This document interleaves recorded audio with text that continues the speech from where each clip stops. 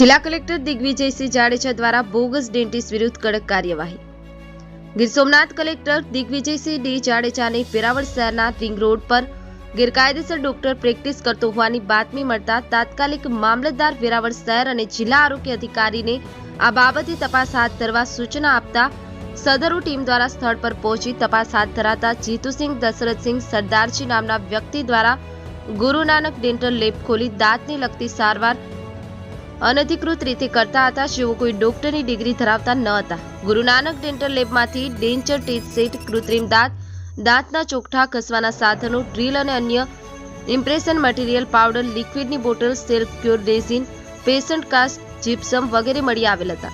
જે અન્વયે જિલ્લા આરોગ્ય અધિકારી શ્રી ગીર સોમનાથ દ્વારા ધોરણસરની પોલીસ ફરિયાદ દાખલ કરવા આગળની કાર્યવાહી હાથ ધરવામાં આવેલ હતી. બ્યુરો રિપોર્ટ, ગિરનાર અવાજ ન્યૂઝ, ગીર સોમનાથ.